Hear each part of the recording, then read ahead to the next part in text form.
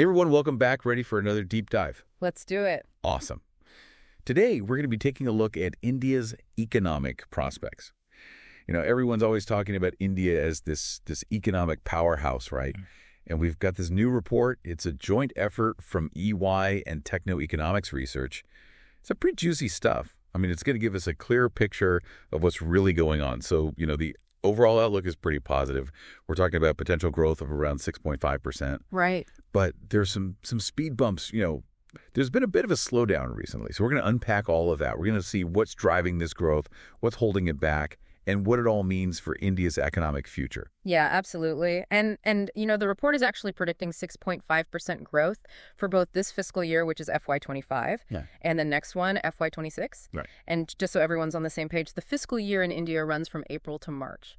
But the interesting thing is that to really get a grasp on this 6.5% projection, we kind of have to look back a bit, specifically to the July-September quarter of 2024, because during that period, growth slowed down to just 5.4%, which is actually the lowest it's been in 7 quarters. 7 quarters, wow, that's a pretty big dip. So what happened? The report mentioned something about private spending and investment taking a hit. Was that the main culprit? Yeah, exactly. Both private consumption and investment saw a significant slowdown.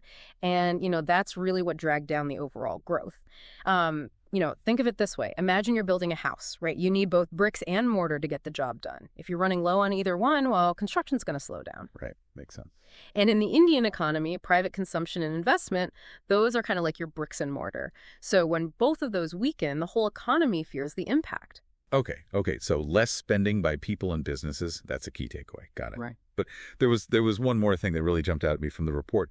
It highlighted how the government's own investment spending has actually been shrinking. And that was a bit surprising to me because isn't the government usually a major investor? Mm-hmm. Especially in developing economies. I mean, they're usually stepping in, right, to kind of boost things up. Yeah, you'd typically expect that, yeah.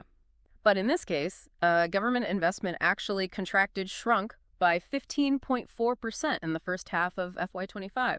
And get this trend actually continued into October. Mm. And what makes it even more striking is that to actually hit their budget target for the year, they would need a whopping 60.5% increase in investment spending in the remaining months. Wow. I mean, that's a huge gap to bridge. It almost seems like they slammed on the brakes. Yeah. So, I mean, some people might look at this and think, okay, maybe the government's not so confident in the economy anymore. Is that a valid interpretation? What are your thoughts on that?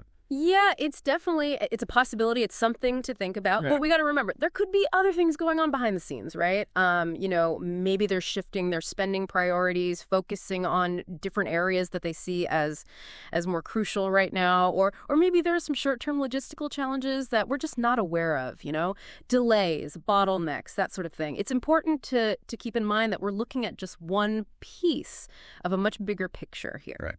Right. Lots of factors at play. So for those of you listening, here's the deal.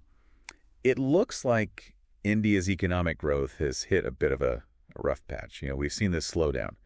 But despite that, experts are still predicting decent growth over the next couple of years. Yeah. That 6.5% figure keeps coming up. Exactly. But that shrinking government investment, I mean, that's a big question mark, right? What's going on there? It definitely raises some eyebrows. It really does. And this brings up a really critical question about India's economic future.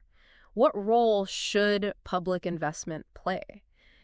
Should the government be taking the lead, driving growth directly through its spending?